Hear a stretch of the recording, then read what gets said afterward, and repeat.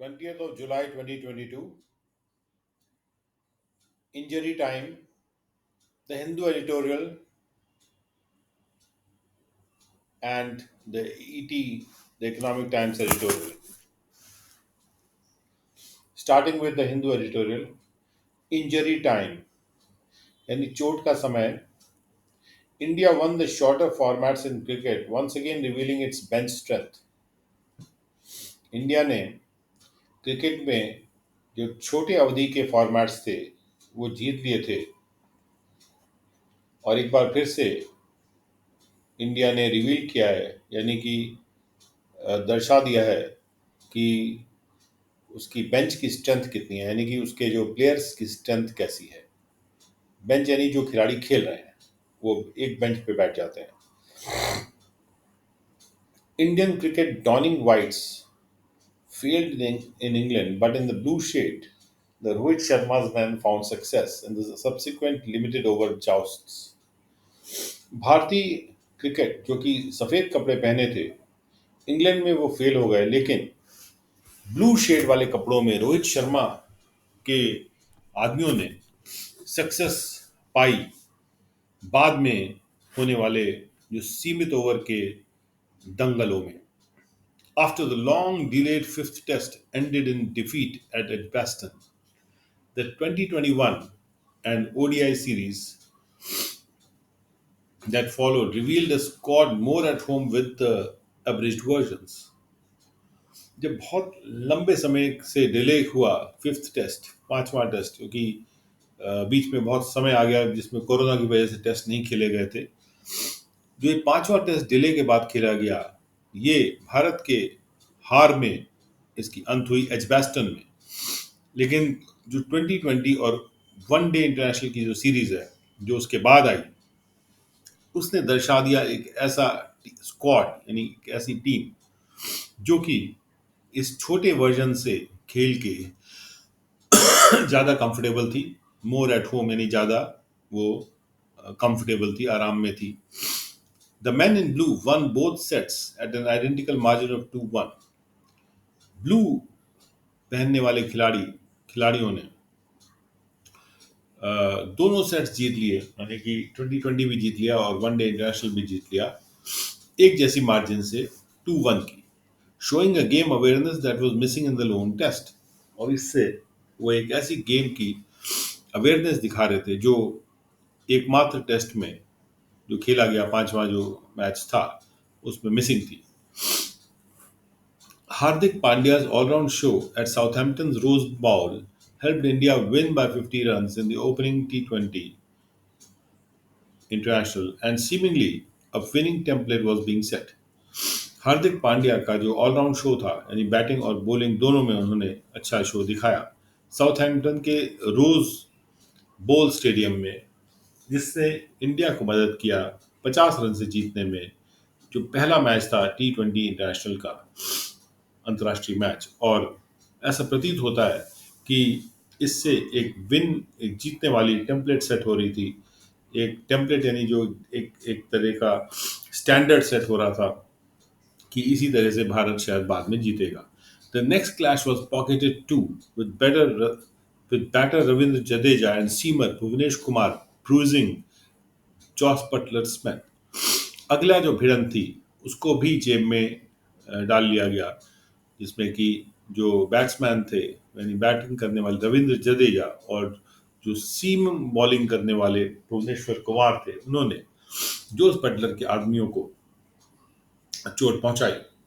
And even if the third match of mere academic interest, since the series was already sealed, was lost, there was much to savor for the Indian fans as Surya Kumar Yadav's 55 ball 117 was rated as a classic.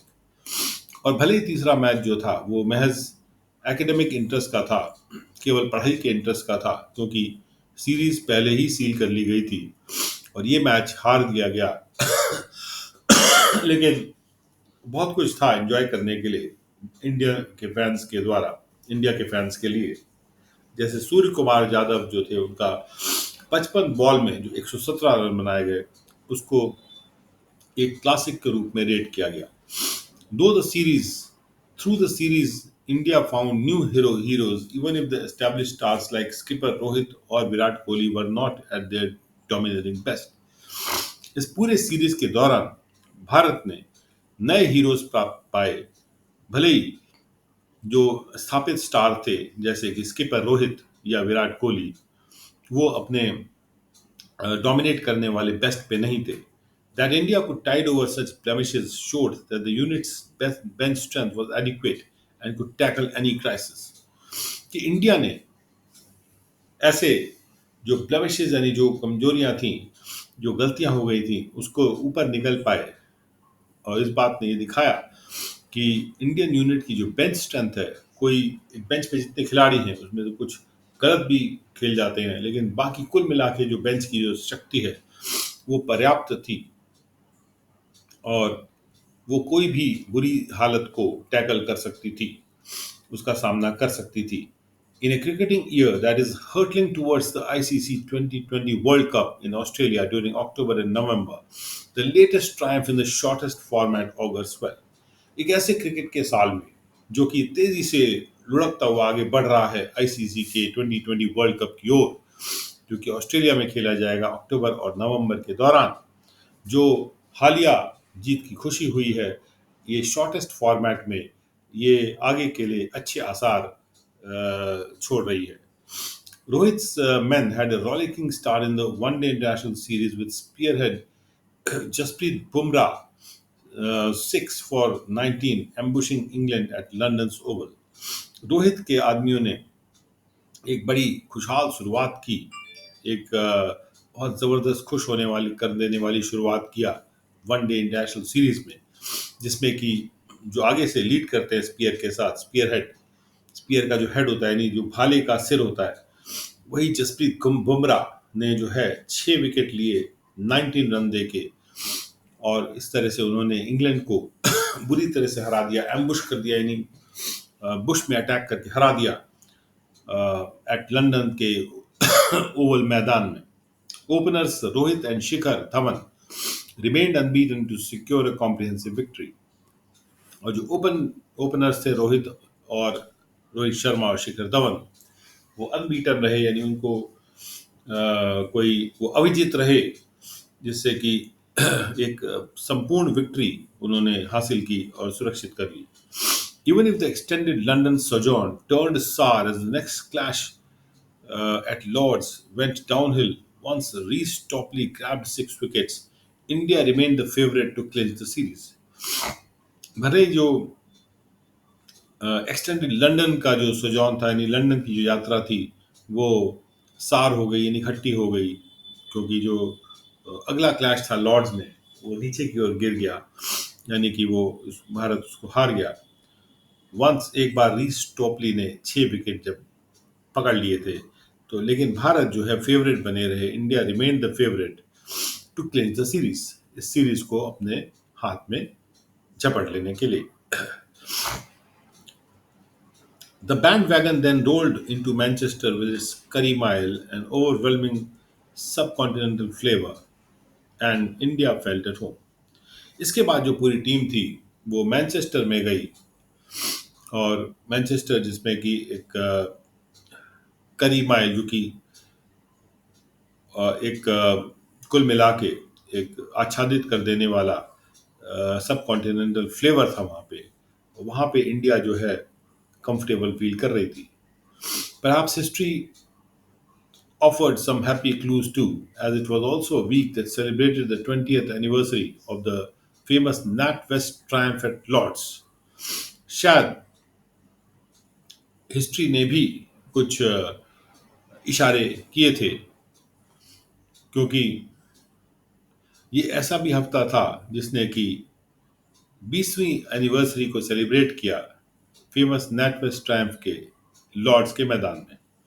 Nostalgia ushered in images of Mohammad Kaif, Yuvraj Singh and Saurav Ganguly waving his shirt like a man possessed. पुरानी जो याददाश्त होती हैं, यादें, जो अच्छी अच्छी यादें जब आती हैं तो मन कभी कभी उनकी याद में फंस जाता है, उसको कहते हैं नॉस्टैल्जिया. तो नॉस्टैल्जिया ने ऐसी ऐसी तस्वीरों को प्रवेश कराया मोहम्मद कैफ की, युवराज सिंह की या सौरव गांगुली की, जो कि अपना शर्ट वेव कर रहे थे जैसे कि उन पर कोई भूत आ गया हो जीतने का। Out in the middle during a tough chase, Centurion Rishabh Pant and Pandya replicated what Kaif and Yuvraj did 2 decades ago. खेल के मैदान के बीच में बीचों बीच एक जब टफ चेज हो रही थी तो सेंचुरी बनाने वाले, टफ चेज यानी कि इतने रन चेज करने थे भारतवर्ष को, तो सेंचुरी बनाने वाले ऋषभ पंत और पांड्या ने वही दोबारा दोहराया जो कैफ और युवराज ने किया था 2 दशक पहले। And India could leave old Blighty on a winning note, और भारत उस ओल्ड ब्लैटी मैदान को छोड़ पाया एक जीत के स्वर पे। But beneath the champagne and smiles worries lurk, लेकिन शैंपेन और स्माइल्स के नीचे चिंताएं भी मंडरा रही हैं। Kohli looks a pale shadow and injury woes continue to affect the team's composition. Kohli जो पहले अच्छा खेलते थे उसके मुकाबले में अब एक केवल एक धूमिल परछाई जैसे लगते हैं, और चोट के जो दुख है वो टीम के कॉम्पोजिशन को, कि टीम में कौन कौन रहेगा उसको लगातार उस पर असर कर रहे हैं। KL Rahul miss the tour due to a surgery. KL Rahul ने इस टूर को एक सर्जरी की वजह से मिस कर दिया था। And even as the Indian squad gets ready to tour the West Indies, और जैसे भारत का स्क्वाड तैयारी कर रहा है वेस्ट इंडीज का टूर करने की, getting a fit core group tougher together in time for the trip down under will remain a constant worry for the selectors. एक फिट मुख्य जो ग्रुप है उसको एक साथ तैयार कर लेना समय से, ट्रिप डाउन अंडर यानी जहाँ जो यात्रा होगी डाउन अंडर यानी ऑस्ट्रेलिया की यात्रा, ये जो है ये बना रहेगा एक लगातार चिंता का विषय सिलेक्टर्स के रूप में, क्योंकि ऑस्ट्रेलिया में ही अगला आईसीसी 2020 वर्ल्ड कप खेला जाने वाला है अक्टूबर और नवंबर में। A stinging indictment, the second editorial, एक डंक मारने वाला यानी डंक के दर्द पैदा कर देने वाला, इंडिक्टमेंट यानी दोषी ठहरा देना। A scapegoating of innocent tribals in the fight against Maoists is a self-defeating ploy. Innocent tribals को बलि का बकरा बनाना एक ऐसी फाइट में जो कि माओइस्ट के खिलाफ की जाती है, वो ये जो कहानी है ये अपने आप को डिफीट कर देने वाला एक तरीका है। The acquittal of 121 tribals by National Investigation Agency court, 120 जनजाति के लोगों को जो निर्दोष घोषित कर दिया गया एनआईए के कोर्ट के द्वारा, who were wrongfully held responsible, जिनको गलत तरीके से जिम्मेदार ठहराया गया था for the deaths of 25 CRPF जवान, 25 सीआरपीएफ के जवान की मृत्यु के लिए इन अ माओइस्ट लेड एम्बुश इन बुरकपल सुकमा डिस्ट्रिक्ट छत्तीसगढ़, माओइस्ट के द्वारा यानी माओवादियों द्वारा लीड किए हुए अटैक में जो कि बुरकापुल में सुकमा डिस्ट्रिक्ट छत्तीसगढ़ में किया गया था 2017 में, would have come as a huge relief for them. और ये जो एक्विटल है उनके लिए एक बड़ा भारी भरकम राहत के रूप में आया होगा। The tribals were held under the draconian unlawful activities prevention act. The tribals को पकड़ लिया गया था जो खतरनाक कार्य को प्रिवेंट करने वाला एक्ट है, unlawful activities prevention act UAPA के अंतर्गत। And the fact that the court held that there was little evidence that the tribals had any association with the proscribed Maoists should be pointed to the utter failure of the law enforcement agencies in their response to the massacre. Tribals को, जनजाति के लोगों को इस खतरनाक act के तहत पकड़ लिया गया था, और ये तथ्य कि कोर्ट ने ये होल्ड किया है कि बहुत कुछ एविडेंस था ही नहीं उन ट्राइबल्स के खिलाफ, कि ट्राइबल्स का कोई भी जुड़ाव था उन माओइस्ट के साथ जिनके खिलाफ मुकदमा चलाया जा रहा है, ये एक पॉइंटर होना चाहिए कि हमारे जो लॉ को एनफोर्स करने वाली जो एजेंसीज हैं, उनका ये अटर फेलियर है उनके रिस्पांस में इस मैसेकर यानी जब कई लोगों को एक साथ मौत के घाट पे उतार दिया जाता है। While justice has definitely been done to the innocent villagers, जबकि जो निर्दोष गांव वाले हैं उनके लिए न्याय जरूर उनके लिए को किया गया है। Their prolonged incarceration would have clearly upended their lives and those of their dependents. उनका जो लंबे समय तक उनको जेल में बंद रखा गया, उसने निश्चित रूप से बहुत साफ तौर पे उनके जीवन में परिवर्तन लाया होगा और उनके डिपेंडेंट्स के जीवन में भी परिवर्तन ला दिया होगा। The tribals who had been arrested and kept in jail for 5 years, जिन ट्राइबल्स को अरेस्ट किया गया था और उनको जेल में रखा गया था 5 साल तक, हैड बीन डिनाइड बेल, उनको बेल भी डिनाई कर दी गई थी इन द पास्ट में बाय द एनआईए कोर्ट के द्वारा और छत्तीसगढ़ हाई कोर्ट के द्वारा भी। Clearly, in what seems to be a dubious trend in such cases in conflict ridden Chhattisgarh, साफ तौर पे जो प्रतीत होता है कि ये एक बड़ा डाउटफुल रुझान है ऐसे केसेस में जहाँ पे कॉन्फ्लिक्ट से भरा हुआ छत्तीसगढ़ में और उसके पार, वहाँ पर इस खतरनाक यूएपीए को इम्पोज करना बिना किसी पर्याप्त प्रूफ के, उसी का रिजल्ट ये है कि ये स्थिति आ गई है, has resulted in this situation. A defense lawyer also claimed that the police investigation was poorly done. एक डिफेंस लॉयर ने यह भी दावा किया कि पुलिस का इन्वेस्टिगेशन जो किया गया वो बहुत पुअर था। With the injured CRPF commandos not being made witnesses, क्योंकि जो चोट खा गए चोटीले जो सीआरपीएफ फोर्स के कमांडोज थे उनको विटनेस नहीं बनाया गया ट्राइबल लोगों के अरेस्ट से पहले, lending credence to the fact that the apprehended people had been made scapegoats.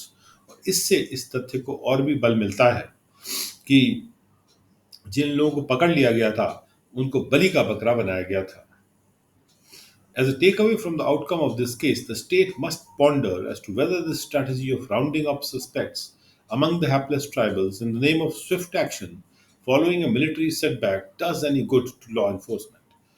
और इस केस के आउटकम से अगर हमें कुछ मिलता है टेक अवे के रूप में, स्टेट को इस बारे में गहन विचार करना चाहिए, जरूरी है कि यदि ये जो रणनीति है कि सस्पेक्ट्स को राउंड अप किया जाए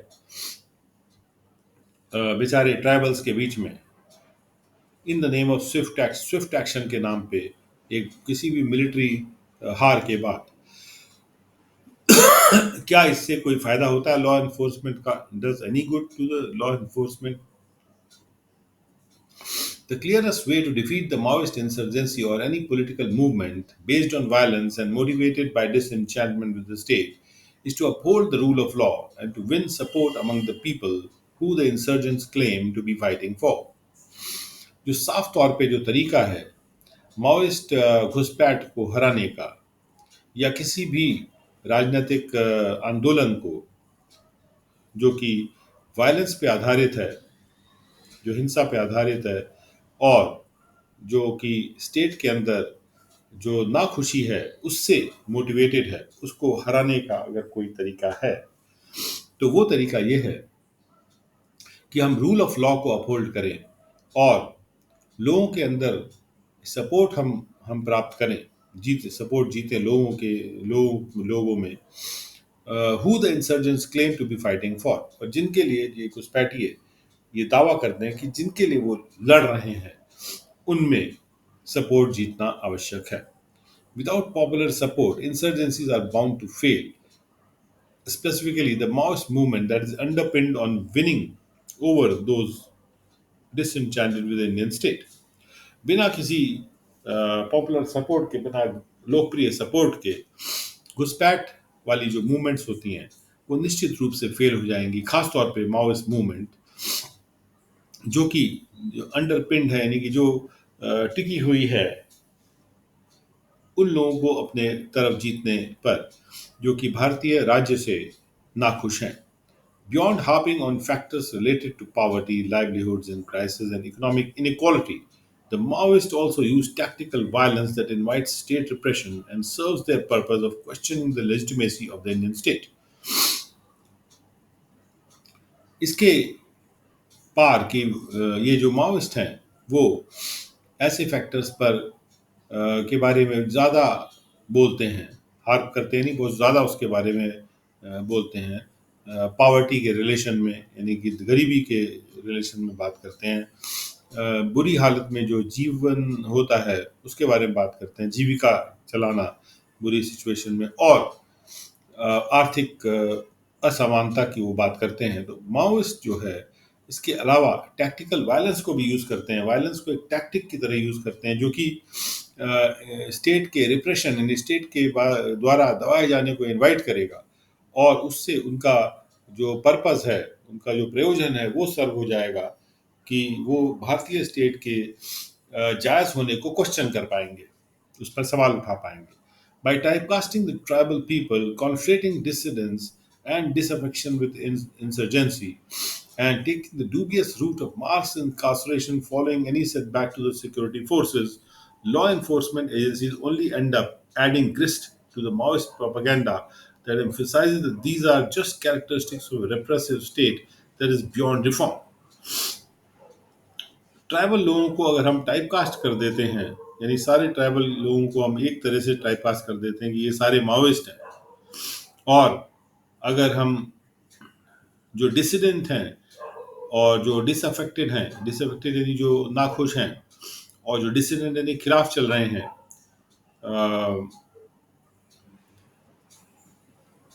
उसको अगर हम कॉन्फ्लिक्ट करते हैं, यानी डिसिडेंस और डिसअफेक्शन को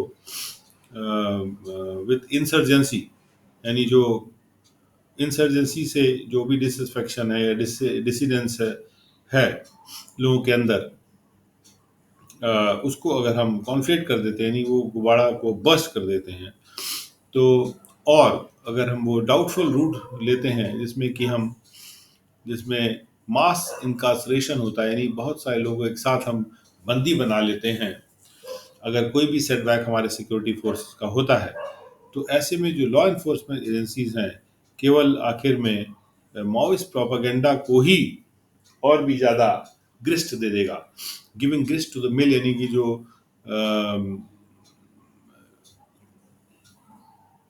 मिल यानी कि जो कि पत्थरों को तोड़ती है, ग्रिस्ट यानी और पत्थर देना, जहाँ पे मिल उसको तोड़ रही है, यानी जिस काम को कर रहे हैं उसको हम और आग में और हम ईंधन का काम करते हैं माओइस्ट प्रोपागेंडा को, क्योंकि माओइस्ट प्रोपागेंडा ये इस बात को एम्फसाइज करता है, जोर देता है कि ये केवल एक रिप्रेसिव स्टेट यानी दाबने वाले स्टेट की कैरेक्टरिस्टिक्स तो हैं, और जिनका रिफॉर्म किया ही नहीं जा सकता, यानी स्टेट के खिलाफ हमको जाना ही पड़ेगा। तो यदि आम लोगों को, जो आम ट्राइबल हैं, उनको भी हम अंदर जेल के अंदर बंद कर देंगे जो कि माओइस्ट नहीं है, तो ऑब्वियसली सारे के सारे ट्राइबल जो हैं माओइस्ट के साथ होने लगे, इससे माओइस्ट प्रोपेगेंडा को बल मिलेगा।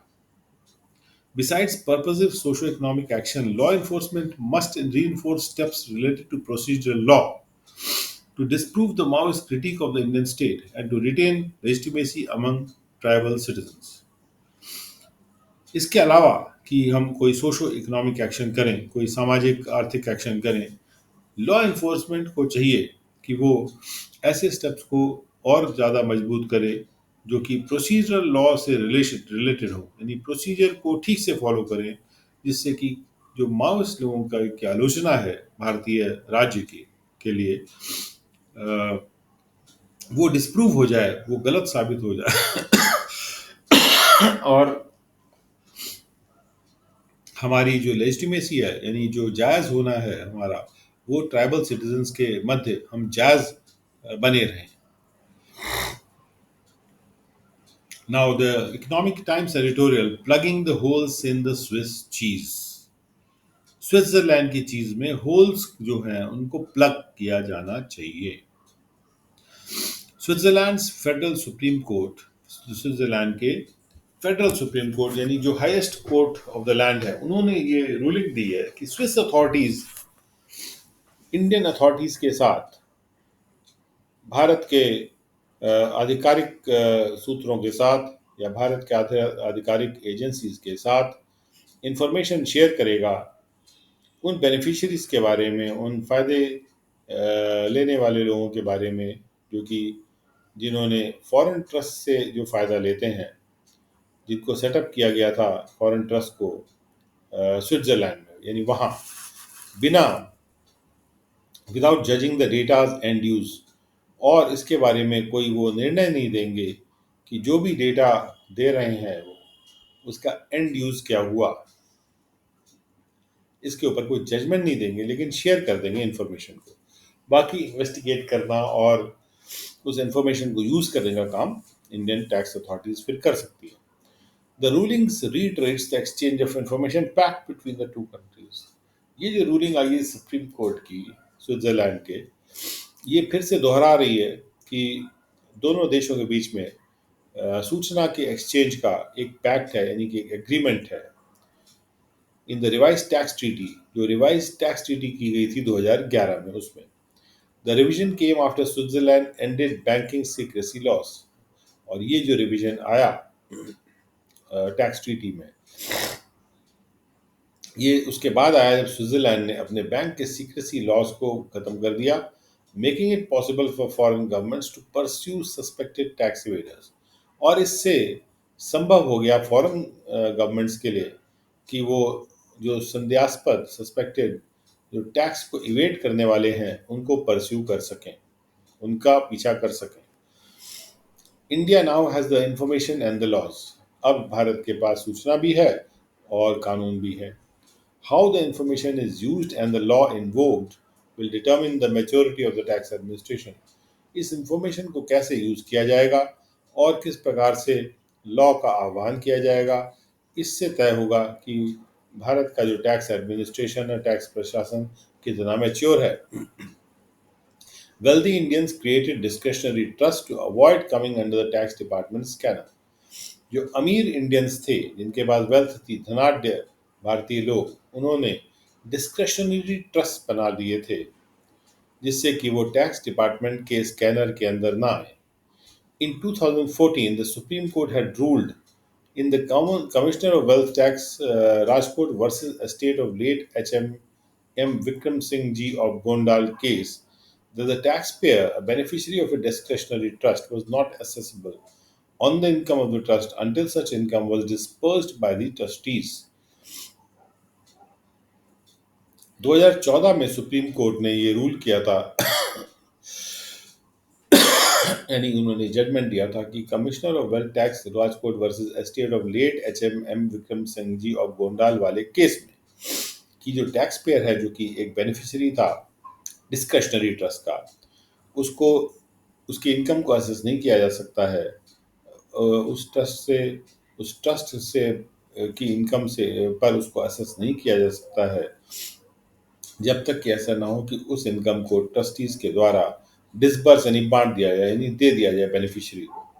This is a general principle, ये एक सामान्य सिद्धांत है। And the challenge before tax authorities is to establish the source. और टैक्स अथॉरिटीज के सामने जो चैलेंज होता है, जो चुनौती होती है कि आप सोर्स यानी स्रोत, जो किसी भी इनकम के स्रोत को स्थापित करें। Any presumption that offshore trust have illicit money would be unfair. कोई भी पहले से मान लेना इस बात को कि जो हमारे देश के बाहर कोई भी अगर ट्रस्ट बना है तो उसके पास इलीगल पैसा ही होगा या ब्लैक पैसा ही होगा, ऐसा मान लेना अनफेयर होगा। Some fear that authorities could retroactively apply the stringent Black Money Undisclosed Foreign Income and Assets and Imposition of Tax Act to impose criminal sanctions. कुछ लोग इस बारे में डरते हैं कि जो अथॉरिटीज हैं वो पुराने केसेस को निकाल के रेट्रोएक्टिवली, यानी कि पीछे पास्ट में जाके एक्टिव हो जाएंगे और इस स्ट्रिक्ट ब्लैक मनी के की जो एक्ट है, जो ब्लैक मनी लॉ है, यानी black money undisclosed foreign income and assets and imposition of tax act जो है, एक ब्लैक मनी एक्ट जिसको शॉर्ट में बोलते हैं, उसको इम्पोज कर देंगे, उसको अप्लाई कर देंगे, जिससे वो क्रिमिनल सैंक्शंस इम्पोज कर सकें। यानी कि मुकदमा चला सकें क्रिमिनल वाला ब्लैक मनी एक्ट के तहत। This underscores the need for tax authorities to complete investigation swiftly. और इसलिए इससे जो ज़रूरत है टैक्स अथॉरिटीज़ के लिए कि वो इन्वेस्टिगेशंस को, अन्वेषणों को जल्दी जल्दी कंप्लीट करें, उस जल्दी को ये अंडरस्कोर करता है, leading to the closure of the case in reasonable time frame, जिससे जो केस है वो एक रीजनेबल टाइम फ्रेम में क्लोज हो सके। Globally, the need is also to have a directory of the actual beneficial owner of any trust or company. और वैश्विक रूप से ये ज़रूरत है कि एक डायरेक्टरी मेंटेन की जाए कि एक्चुअल बेनिफिशियल ओनर किसी भी ट्रस्ट का या किसी भी कंपनी का कौन है। ये वैश्विक स्तर पर डायरेक्टरी मेंटेन की जानी चाहिए। Every individual holder of financial securities, प्रत्येक व्यक्ति जिसके पास वित्तीय सिक्योरिटीज हैं, जो होल्डर है उनका, चाहे वो पर्सनस हो या ज्यूरिडिकल एंटिटीज हो, क्योंकि फाइनेंशियल सिक्योरिटीज के को ओन करने वाली कुछ लॉ के तहत एंटिटीज भी हो सकती हैं या वो पर्सनस हो सकते हैं। ऐसा प्रत्येक जो होल्डर है फाइनेंशियल सिक्योरिटीज का, उसका एक यूनिक आइडेंटिफायर होना चाहिए, यानी कि एक नंबर होना चाहिए जिससे उससे उसको पहचाना जा सके, so that the ultimate beneficiary can be traced, जिससे जो आखिरी फायदा जिसको मिल रहा है उसको ढूंढा जा सके।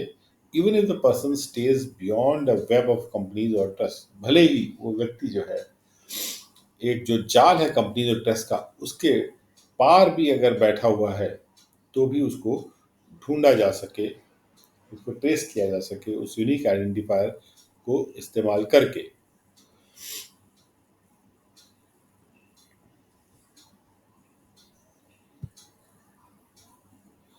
Hi 5G, the next editorial of the Economic Times. Now to slip into the ecosystem. अब हमको 5G वाले जो एनवायरनमेंट है उसमें स्लिप इन करना है, उसमें हमको फिसल के अंदर जाना है, यानी स्मूथली जाना है। Private networks can roll out services faster, private वाले नेटवर्क्स सर्विसेज को और तेज रोल आउट कर सकते हैं। टेलीकॉम कंपनीज ने अर्नेस्ट मनी पुटअप कर दिया है, यानी जो अपना इच्छा व्यक्त करते हुए कि भाई हम इसमें ऑप्शन में भाग लेना चाहते हैं, अर्नेस्ट मनी का पेमेंट करना होता है, तो इसको इन्होंने पे कर दिया है 5G स्पेक्ट्रम के ऑप्शन के लिए। And this is in line with expectation that they will bid for around a quarter of the airwaves GOI has put on sale in this round. और ये जो अर्नेस्ट मनी को put up करने वाली बात है, ये उन अपेक्षाओं के लाइन में है कि वो करीब करीब जो भी एयरवेव्स का ऑक्शन किया जा रहा है उसमें से एक चौथाई एयरवेव्स के लिए तो बिडिंग वो करेंगे ही। This is in step with previous spectrum auctions where muted interest saw bidding converge on high reserve prices and chunks of frequencies remaining unsold. और ये उस पहले वाले स्पेक्ट्रम ऑक्शंस के स्टेप में है जहां पर क्योंकि इंटरेस्ट म्यूटेड था, यानी कि वहां पे मूक इंटरेस्ट था, इंटरेस्ट ज़्यादा था नहीं, और इसने देखा कि बिडिंग जो है बहुत हाई रिजर्व प्राइस पे कन्वर्ज हो रही थी और बहुत सारी जो फ्रीक्वेंसीज हैं वो तो अनसोल्ड रह जा रही थी, क्योंकि जहाँ पे रिजर्व प्राइस हाई था उसी की बिडिंग सब लोग कर रहे थे। Hopes of a better administered mechanism for selling airways were raised this time. इस बार आशाएं उठाई गई थी कि एक बेहतर प्रशासनिक मैकेनिज्म एयरवेव्स को बेचने का इस बार लाया जाएगा। इसकी आशाएं बढ़ाई गई थी क्योंकि जीओआई ने एक लाइफलाइन थ्रो कर दी थी डेट से लदी हुई इंडस्ट्री को ईजियर रेवेन्यू शेयरिंग में और scrapping of spectrum use fees के द्वारा। एक तो उन्होंने कहा कि हम रेवेन्यू शेयरिंग आसान कर देंगे और स्पेक्ट्रम फीस, स्पेक्ट्रम को यूज़ करने की जो फीस है उसको हम स्क्रैप कर देंगे, वो फीस हम नहीं लेंगे, तो थोड़ा सस्ता हो जाएगा क्योंकि वैसे ही डेट से लदी हुई है, लोन से लदी हुई है ये इंडस्ट्री, और रेवेन्यू शेयरिंग को भी आसान बना देंगे। कहने का मतलब है कि जिसके पास राइट्स होंगे उन राइट्स को वो दूसरों को भी दे सकता है, जिससे वो भी रेवेन्यू ले सकते हैं। जब वो खुद नहीं इस्तेमाल कर पा रहा है, जिसके पास भी जो बिड जो जीत चुका है। But the administered base price for spectrum even after being reduce considerably, लेकिन जो बेस प्राइस है यानी ये जो बॉटम प्राइस है स्पेक्ट्रम के लिए जो तय किया गया है एडमिनिस्ट्रेटिवली यानी कि प्रशासनिक रूप से, इसको काफ़ी हद तक रिड्यूस भी कर दिया गया है, कम भी कर दिया गया है, फिर उसके बावजूद भी ये दूसरे देशों के मुकाबले में ज़्यादा है, बहुत ज़्यादा है। In this the government is upholding a tradition, और इसमें गवर्नमेंट जो है एक परंपरा को बरकरार रख रही है कि हम सामने सामने जो है ज़्यादा फीस लेंगे, चार्जिंग हाई अपफ्रंट फीस, बजाय इसके कि हम और ज़्यादा तेज रोल आउट के माध्यम से टैक्स रेवेन्यू प्राप्त करें लेटेस्ट जनरेशन ऑफ जो टेलीकॉम सर्विसेज का। यानी कि भारत जो है भारतीय सरकार तेज रोल आउट से उतना टैक्स रेवेन्यू कमाने के बजाय सामने सामने जो पहले शुरू में ही ज़्यादा फीस लेने के पक्ष में है। हालांकि फीस घटाई गई है, फिर भी दूसरे देशों के मुकाबले में ये जो अपफ्रंट फीस है ये ज़्यादा है। India is behind in 5G adoption, Bharat जो है 5G को अडॉप्ट करने में पिछड़ा हुआ है, but it will gain from the ecosystem that is developed with its global spread. लेकिन भारत उस इकोसिस्टम से, उस एनवायरनमेंट से भारत को फायदा होगा जो जो एनवायरनमेंट डेवलप हो गया है 5G के ग्लोबल स्प्रेड फैलाव की वजह से, क्योंकि जो गलतियां दूसरों ने करी वो गलतियां नहीं होंगी और जल्दी इम्प्लीमेंटेशन हो सकता है। Nearly a third of all smartphones that are currently being shipped can operate on 5G networks. कम से कम करीब करीब जितने भी स्मार्टफोन आज की तारीख में शिप हो रहे हैं यानी कि नए बन के मार्केट में आ रहे हैं, उनमें से एक तिहाई ऐसे हैं जो कि 5G नेटवर्क पे काम कर पाते हैं। Indian telecom companies are likely to have a sizable user base by the time they launch their services in a year's time. Bharat की जो टेलीकॉम कंपनीज है, ऐसा संभावना है कि उनका काफ़ी बड़ा एक यूज़र बेस हो जाएगा जब जिस समय तक वो अपने सर्विसेज को लॉन्च करेंगे एक साल के समय में। और यूज़र बेस क्यों हो जाएगा? क्योंकि सबके पास वो फ़ोन होंगे जिसमें 5G नेटवर्क चल रहा होगा। अभी जिन लोगों ने पहले लॉन्च किए तो उन्होंने लॉन्च भले ही कर दिया हो, लेकिन जब लोगों के पास फ़ोन ही नहीं होंगे तो कैसे वो यूज़ कर पाएंगे। लेकिन अब चूंकि एक तिहाई फ़ोन ऐसे हैं जिन जो जो शिप हो रहे हैं उनमें से एक तिहाई 5G नेटवर्क को उनमें चलता है, और आगे जाके ये फिगर और भी बढ़ेगी। तो भारत में जो इस्तेमाल है यूज़र बेस, तैयार यूज़र बेस टेलीकॉम कंपनीज को मिल जाएगा जो कि एक साल में अपनी सर्विसेज स्टार्ट करेंगे। यानी करीब करीब एक साल तो अभी ये 5G सर्विसेज को स्टार्ट होने में लगेगा भारत में। Global supply disruptions that led to a chip shortage have bypass the 5G enabled handsets. जो विश्व में सप्लाई डिसरप्शंस आ गए थे क्योंकि उससे जो उसकी वजह से चिप की जो शॉर्टेज हो गई थी, उसने 5G एनेबल्ड सेट्स को बाईपास कर दिया। यानी कि 5G एनेबल्ड सेट्स में कोई चिप की शॉर्टेज उसका असर नहीं आ रहा है, और जिनके प्राइसेस जो हैं रीजनेबली काफ़ी तेज़ी से घटते जा रहे हैं 5G सेट्स के, whose prices are falling reasonably rapidly. These devices are also designed to operate on a cheaper bands. और ये जो नए डिवाइसेस आ रहे हैं मार्केट में 5G enabled, उनको वो इसलिए भी डिज़ाइंड हैं कि वो और चीप बैंड्स पर भी ऑपरेट कर सकते हैं जो कि इस ऑप्शन में ऑफर की जा रही हैं। That cheaper bands offered in this auction that are expected to draw more interest from bidding telecom companies, और जिनसे अपेक्षा ये है कि ये और भी अच्छा दिलचस्पी को ड्रॉ करेंगे बिड करने वाली टेलीकॉम कंपनीज से। यानी ज़्यादा टेलीकॉम कंपनीज और भी इसमें भाग लेंगी इस बिडिंग में। India may not get the full benefits of 5G networks immediately because the globally accepted band has been priced higher. हो सकता है भारत जो है उसको 5G नेटवर्क्स का तुरंत पूरा बेनिफिट ना मिले, क्योंकि जो पूरे विश्व में जो स्वीकार की गई है बैंड, यानी जो पूरे विश्व में जो यूज़ की जा रही बैंड, उसको थोड़ा सा ज़्यादा हाई प्राइस पे रखा गया है। तो इसलिए 5G नेटवर्क का पूरा बेनिफिट हो सकता है तुरंत जो है इमीडिएटली ना मिले भारत को। बट द ट्रांजिशन, क्योंकि अगर वो जो ग्लोबली एक्सेप्टेड बैंड है उसको ज़्यादा प्राइस पे रखा गया है, तो जो भी नेटवर्क्स इस बैंड में बिड करेंगे वो ज़्यादा प्राइस पे उनको बिड करना पड़ेगा, और इसलिए वो फिर उसकी सर्विसेज कॉस्टली हो जाएंगी।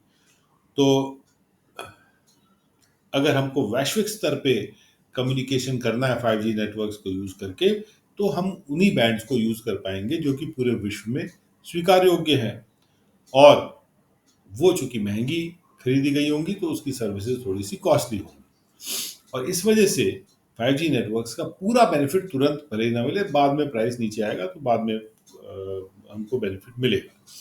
But the transition will be smoother with no imminent device shortage. लेकिन जो ट्रांजिशन है 4G से 5G की ओर जाने का जो प्रक्रिया है वो और भी स्मूथ अब होगी, क्योंकि डिवाइस की शॉर्टेज आने वाली नहीं है।